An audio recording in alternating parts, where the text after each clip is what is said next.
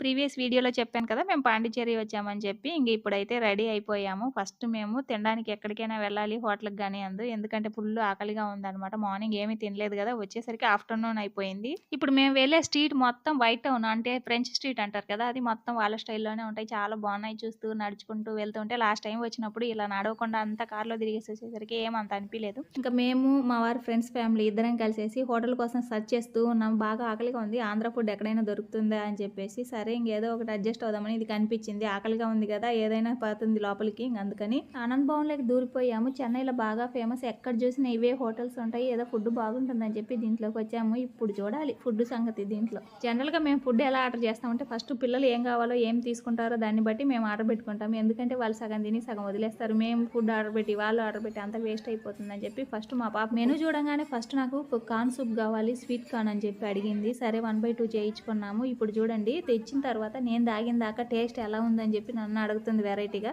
ఇప్పుడు నేను పర్లేదు అంటే అప్పుడు తాగుతుంది. ఏమో తెలియగలదు ఏమైనా.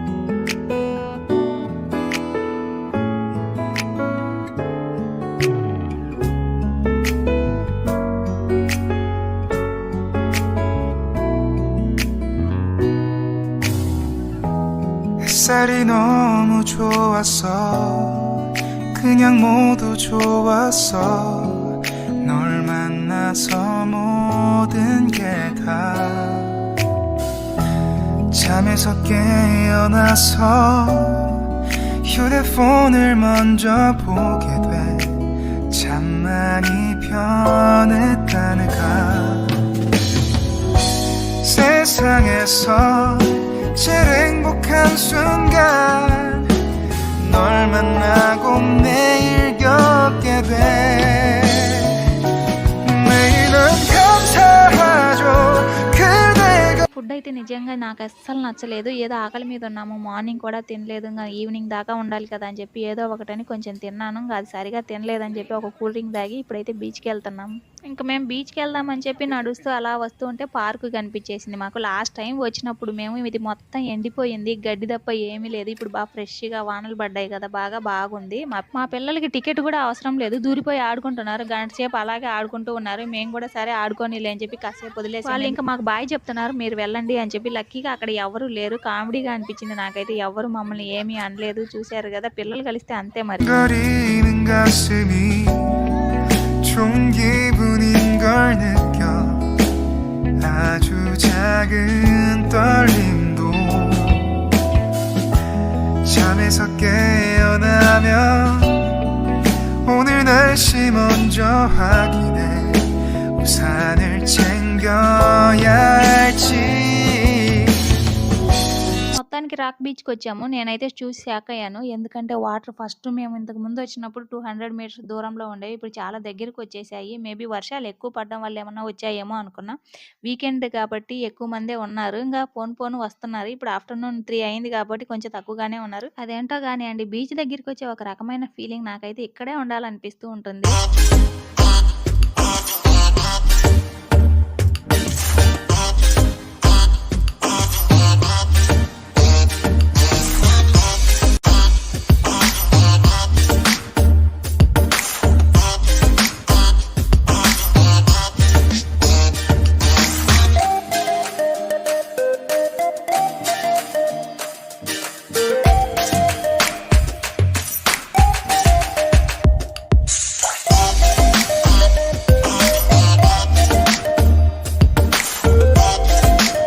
బీచ్‌లకి వెళ్ళినప్పుడు ఏదో ఒకటి తినకపోతే మనకు తృప్తిగా అనిపియదు కదా! అయినా మామిడికాయలకు ఉన్నంత క్రేజ్, డిమాండ్ అంతా ఇంతా కాదండి. ఏం రేట్లు అమ్ముతున్నారు. ఈ చలికాలం మామిడికాయలు దొరకడం ఏంటో. మరి పెద్దవాళ్ళు అంటూ ఉంటారు కదా! కలికాలం అని. కలికాలం అంటే ఇదేనేమో. మేబీ సీజన్‌లో దొరకకుండా మామూలప్పుడు కూడా దొరుకుతున్నాయంటే ఇంకేమంటారు చెప్పండి. వీటిని చూసారా పైన హెలికాప్టర్ వెళ్తుంది. నాలాగా బీచ్‌లన్నా, బీచ్ దగ్గర స్పెండ్ చేయడం అన్నా ఎంత మందికి ఇష్టమో కామెంట్ చేసి చెప్పండి.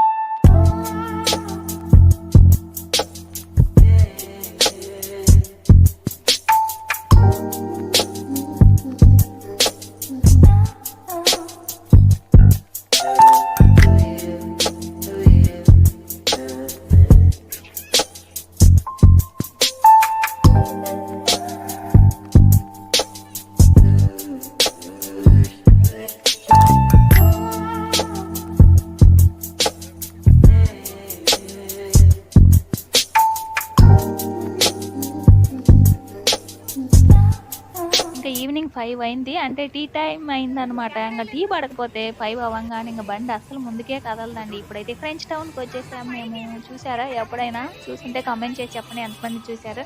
నేనైతే ఇది ఫస్ట్ టైము. లాస్ట్ టైమ్ వచ్చినప్పుడు అస్సలు చూడలేదు. అందుకే ఇప్పుడు చూస్తున్నాను తీరిగ్గా. ఇక్కడ చాలామంది ఫోటోలు, వీడియోలు తీసుకుంటూ ఉంటారు.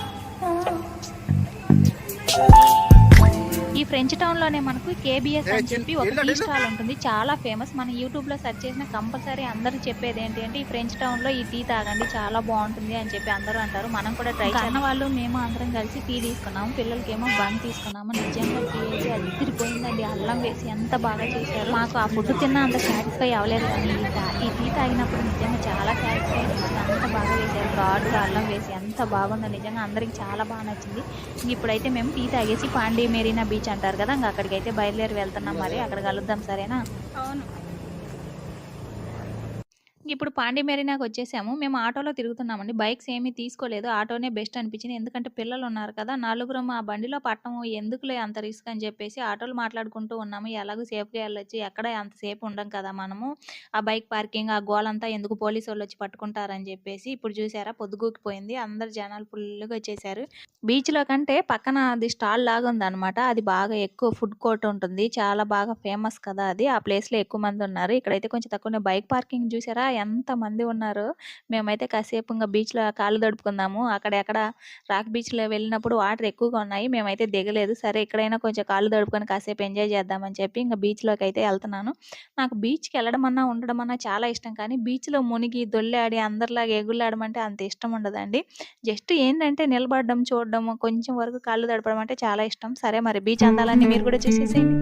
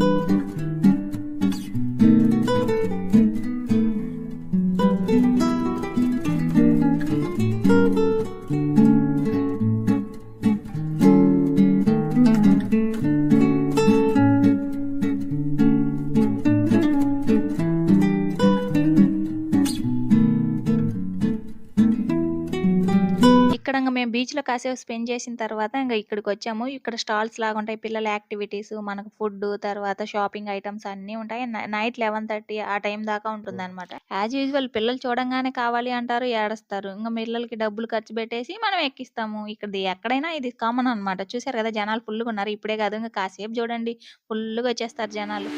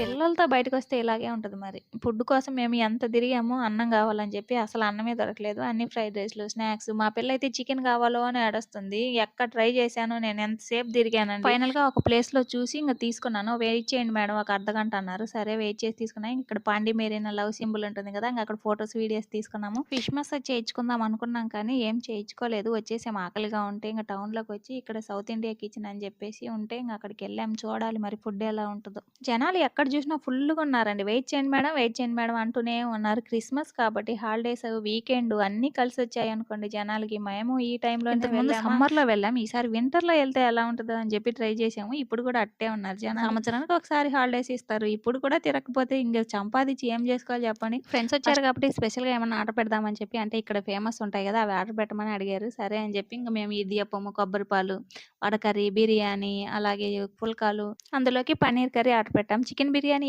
మీరెవరు తినరు అని అనుకుంటున్నారు కదా! మా వారు తింటారులెండి. అందుకోసమే మా వారి కోసం ఆర్డర్ పెట్టాను. ఆయన నీసు లేకపోతే ముద్దే దిగదు ఆయనకి. మా పాపకి, ఆయనకి మరి.